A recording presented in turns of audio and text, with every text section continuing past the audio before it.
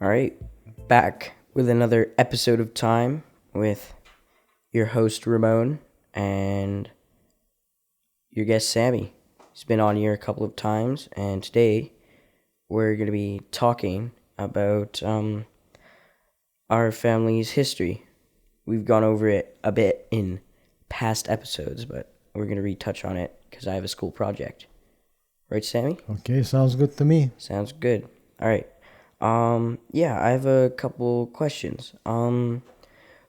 Where did our family come from before living in Canada? Well, our family, it's myself, my wife, Dina, and your daddy. We lived in Leningrad, what is now St. Petersburg in Soviet Union, which is now just Russia.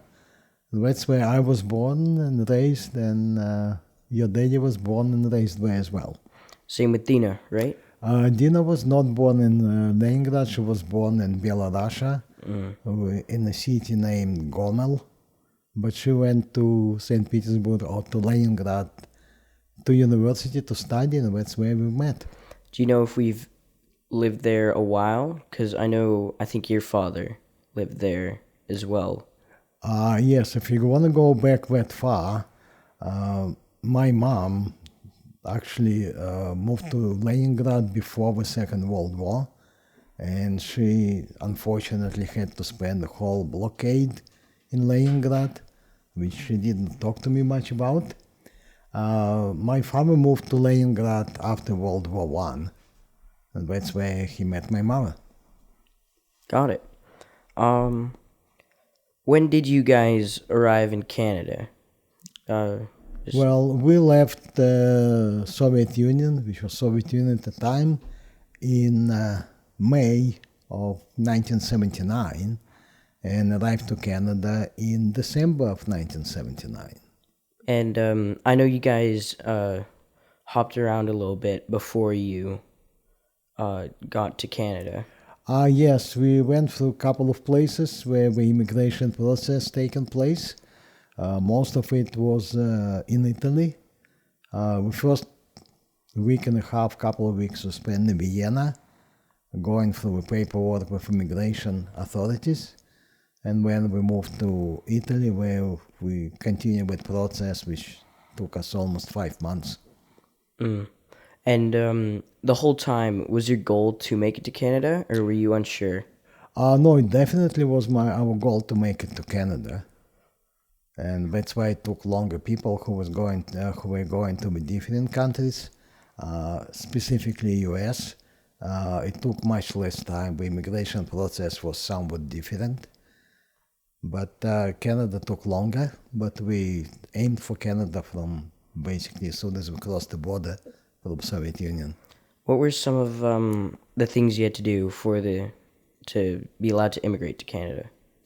When to be allowed to get out of Soviet Union, we needed to use the opportunity which was available at the time, which did not last.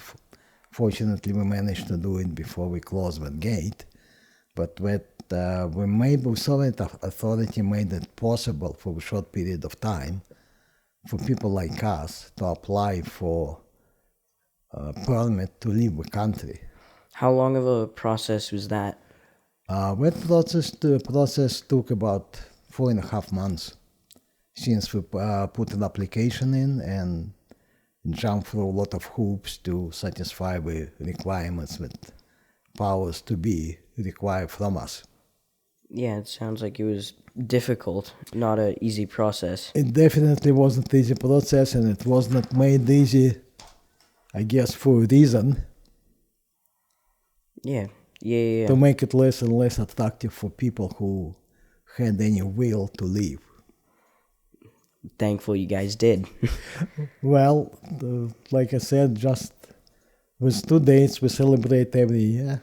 It's a date we left Soviet Union, a date we came to Canada. It's 2 big holidays for our family. Yeah. A question about when you guys got into Canada. I know there's a bunch of different statuses for the type of immigrant you are. Do you know which one you were? We came in as a landed immigrants. So before we came to Canada, we've been treated as refugees in Italy for all the time we've been there. We get some help to get by there, not to die from hunger because we had no money. But just before we came to Canada, we were given papers which classified us as landed immigrants. Landed immigrants. Got Yes. it. I know it probably wasn't a easy move from Russia to Canada culturally and actually physically being there. What were some of the challenges you faced? Well, two big challenges. One of is leaving most of our families back there. And at the time, it was basically only one-way street. We never hoped to see them again. And they had the same impression because they didn't have a hope to see us again. That was one of the big throwbacks or big challenges for us. And the second one was a language and cultural issue here in Canada. Yeah. Because my wife had a little bit of English. She studied it in university. I had much less. So it was hard. The language barrier, once we came to Canada, was the biggest obstacle we had to overcome. Yeah, as you know, I tried to learn a little bit of Russian, and it's very different in the way they talk and how words are phrased, because it's not how we do it in English. There's also masculine and feminine words for items and stuff. Yeah, the language, both phonetically and basically, it's two different languages. We're based on totally different language groups. Yeah. And that was, like I said, it was the biggest issue for me. Did you guys settle in any specific region, like for a purpose? Well, when we were going through immigration process in Italy, we had a couple of meetings with Canadian Council in Rome, and one of the questions he was asking us about our professions and whatnot, and me being civil engineer, as soon as he heard that or noticed that on the application we had, he said the best place for you to be job-wise is Calgary, because Calgary was booming at the time. And that would seal the deal for us, because I knew that one of the biggest challenges beside language would be finding a job to support family. Yeah. Yeah, we've been talking a lot about that exact thing in social studies. Immigrants and refugees have been assigned to certain cities and certain regions due to what they work, their profession, because some places are lacking some things while they have an abundance, and they like to spread them out. Yeah, that sounds about right, because I know quite a few people at the time, the same people as us, going through the same process.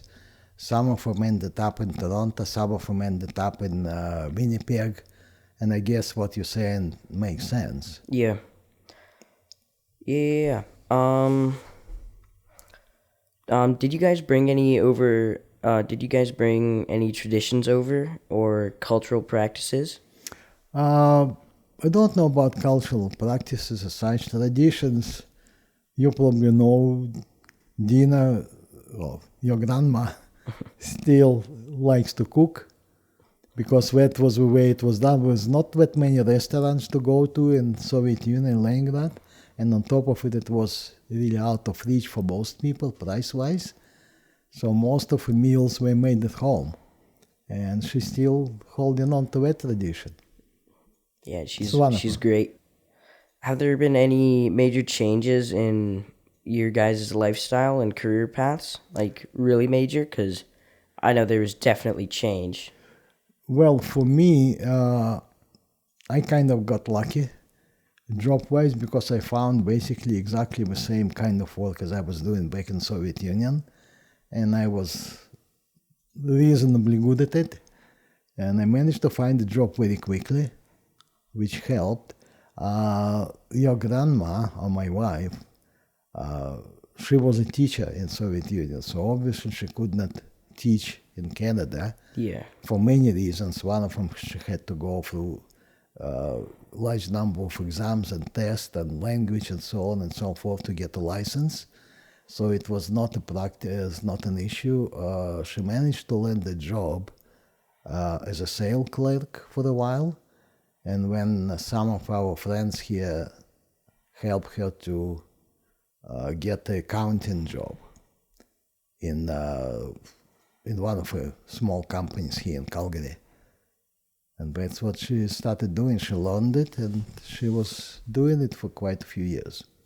Got it.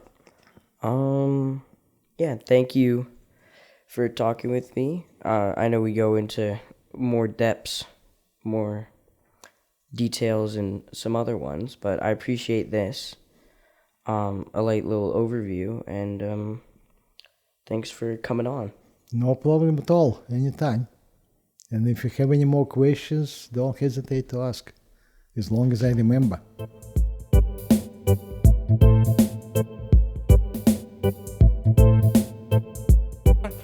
Shri Singa, Janri Singa, Jaya Janri Singa, Prahladesha Jaya Padma Mukta Padma Bringam, Shri Singa, Janri Singa, Jaya Janri Singa, Prahladesha Jaya Padma Mukta Padma Bringam.